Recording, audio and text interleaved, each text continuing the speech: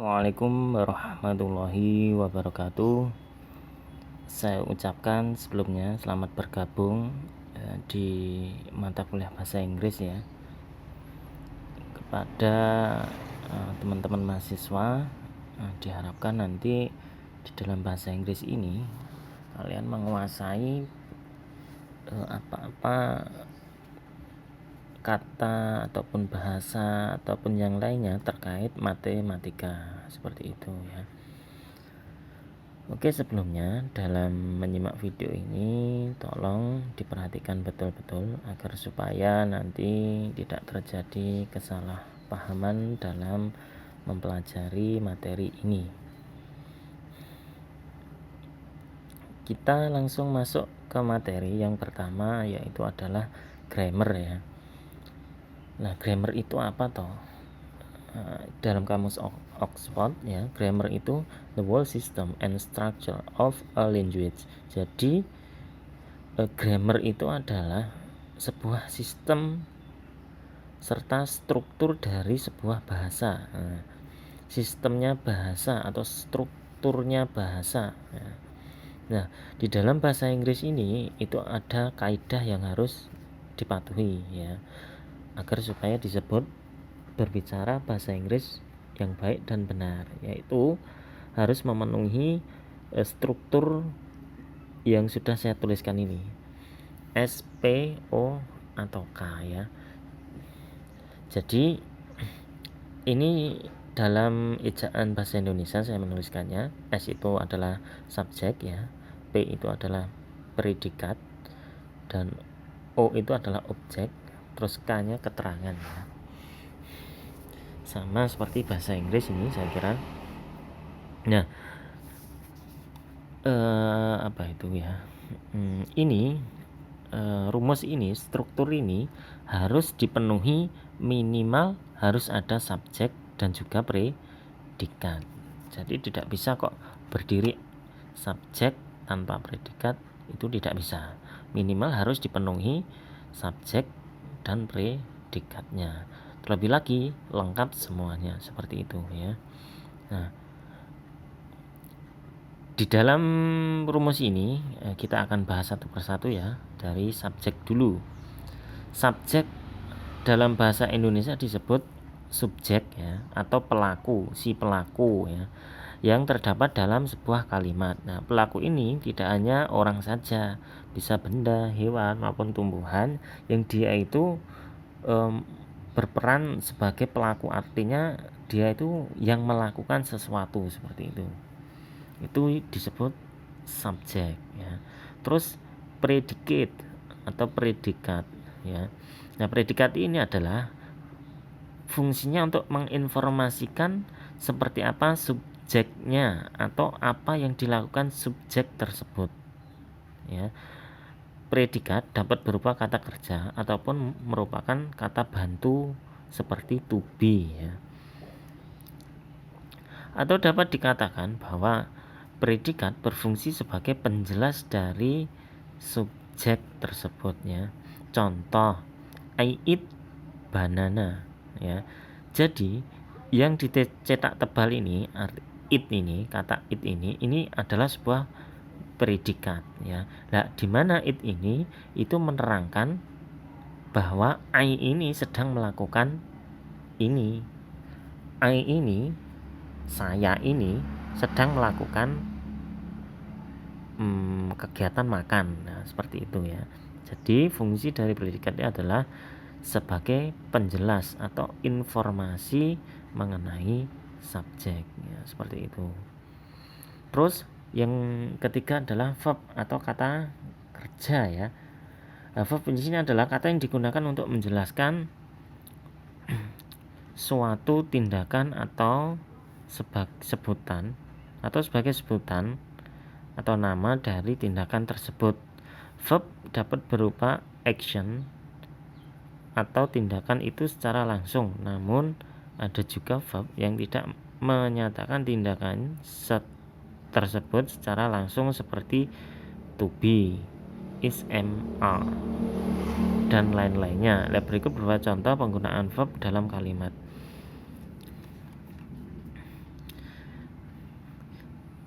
Jadi predikat itu dalam bahasa Indonesia, terus dalam bahasa Inggrisnya itu disebut verb atau kata kerja, seperti itu. Contoh predikat itu adalah verb, seperti tadi ya. Eat itu makan, berarti I eat banana. Saya makan pisang. Nah, jadi eat di sini itu menjelaskan bahwa saya di sini itu sedang melakukan makan. Nah, seperti itu ya. Go, she goes to school. Jadi go di sini itu menjelaskan bahwa dia itu sedang melakukan kegiatan pergi ya, seperti itu ya, kurang lebihnya ya, seperti itu. Dan seterusnya adalah objek ya.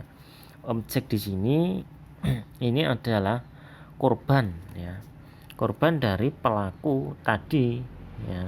Pelaku tadi melakukan sesuatu pekerjaan, lah korbannya itu dinamakan objek. Nah, objek merupakan orang atau benda yang terkena tindakan dari subjek ya. Dalam bahasa Inggris tidak semua kata kerja verb itu memerlukan objek. Itu tadi ya, jadi inti pokoknya harus ada subjek dan predikat. Kalau ada objek maupun keterangan itu juga tidak masalah. Itu tambah lengkap informasinya. Seperti itu. Contoh, I eat banana.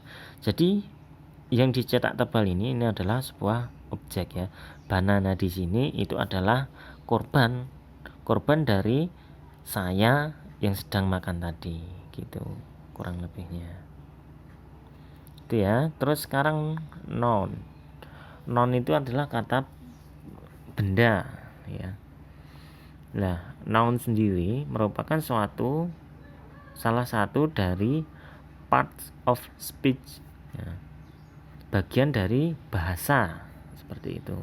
Nah, ada beberapa noun kata benda itu. Yang pertama adalah proper noun.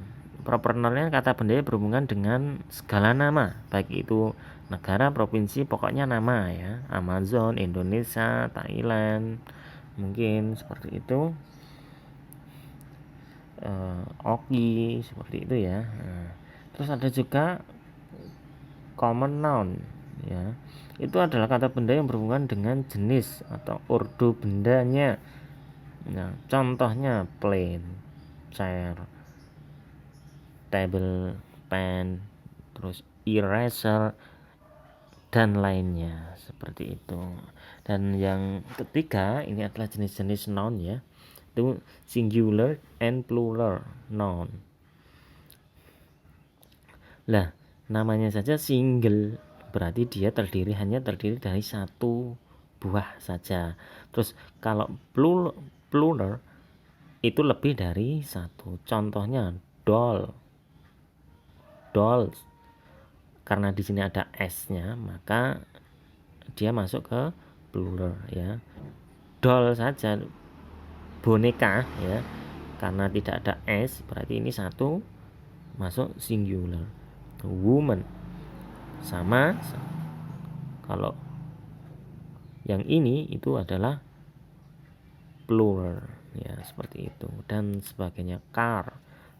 Karnya tambahi s, berarti masuk ke lebih dari satu. Terus terhitung dan tidak terhitung ya. Contohnya bike countable ya, water uncountable. Jadi air itu tidak dapat dihitung, ataupun sugar, sand, seperti itu uncountable, seperti itu ya. Terus pronoun. Nah, pronoun itu adalah kata ganti noun ya, seperti itu. Nah, kita langsung masuk sini. Fungsinya untuk menggantikan posisi noun atau frasa. Pronoun sendiri terbagi pada 4 bagian, yaitu pronoun as subject, as object, possessive adjective, possessive pronoun, and reflexive pronoun ya. Seperti ini saya sudah membuatkan sebuah tabel ya. Kalau ini sebagai subjek, ini A, U, D, W, C, he, it, ya. Sebagai kata ganti objek, me, that, this book, mohon maaf keliru, Anna and me, nah seperti itu ya. Itu sebagai objeknya, seperti itu, bukan Anna and I, karena dia sudah sebagai objeknya, seperti itu. Terus sebagai possessive adjective, my book in the table, contohnya seperti itu. Your eyes, nah, seperti itu. Ini namanya possessive adjective. Dan ini ya, bisa contoh-contoh terkait kata-kata ini nanti bisa kalian pelajari sendiri di literatur yang lainnya. Terus sekarang adjektif ya. Adjektif berarti kata sifat. Menurut kamus Oxfordnya itu adalah kata yang berfungsi untuk mensifati atau menjelaskan keadaan kata benda atau noun tadi maupun kata ganti bendanya dalam sebuah kalimat atau frasa ya. Contohnya handsome itu adjektifnya, kata sifatnya. Dodi